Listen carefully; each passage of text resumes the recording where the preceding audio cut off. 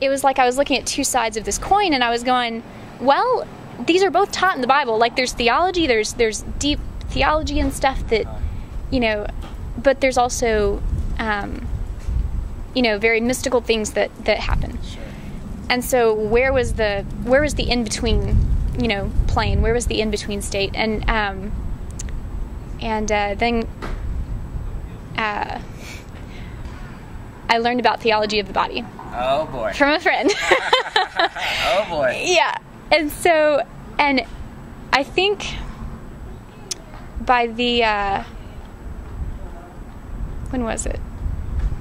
By a couple weeks into, like, hearing about it, and I had actually gotten some CDs and listened to Christopher West as he was presenting it. Sure. And I learned about God's love and, like, how, I mean, I had always heard that God was love, but I had never, like, understood the gravity of that, like, how much God loves us. Yeah. And the reason I didn't understand it was because in the theology that I had learned from, you know, Presbyterian background and stuff, I learned about total depravity, as they would call it, that there is nothing good, that we don't have free will, and that any person that is a Christian, God has preordained, and it's just kind of an irresistible grace, and you don't have a choice, and, you know, and so that's that. Yeah. So it's like, you know, you're either saved or you're not, and that's that. Sure. And when I learned, I remember hearing about this love, you know, from Theology of the Body. And I remember one day I was coming home from school, and I had just finished listening to another CD in my car of the Theology of the Body presentation.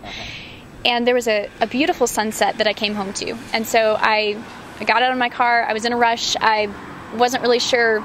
You know, I was like, I don't have time for this. Like, I'd really like to watch this sunset, but I don't have time. And so I decided, I was like, I'm going to make time. Nice. So I put down my books. I sat on the back of my car, and I just looked at just the beauty of this sunset. And I thought to myself, or, I mean, God just was putting thoughts in my head. I mean, obviously, I mean, just how beautiful this was, and how amazing it was that I had the eyes to be able to see this, that, you know, that the God who had created me had given me these, you know, eyes to be able to observe this beauty. And I thought, that's amazing. Like, that's really amazing. And beyond that, I had the capacity to enjoy it. And I was like, well, I mean, that's great, but, you know, animals can also, you know, in some senses enjoy things, you know, with, Sure. you know, whatever, with their senses. But beyond that, beyond the animals, beyond, you know, what God gave us was the opportunity to know Him, and to, through the beauty and through the enjoyment, to be able to realize that there was something beyond us, and to actually have an intimate relationship with God. And then from what I had learned from Theology of the Body, and just, I mean, it's biblical too, that not only do we have the opportunity to know Him, but God gave us the choice to love Him or not. And at that point, I just started crying. I was like, God, you allow us to love you, but you also allow us to reject you. And I just, that was a huge turning point for me. Okay. So that was... This was about a year ago? It was... A little more than a year ago? I'm trying to think of when this was. Probably in February of 2009, last year. Yeah. So, yeah, about a year ago. Wow. So, yeah. And now, now fast forwarding a year, you're in RCIA. Yes. And yeah, from Theology of the Body, and like kind of coming to this personal, you know, understanding, and then transitioning. I mean, what made you decide to enter into RCIA? Okay. Probably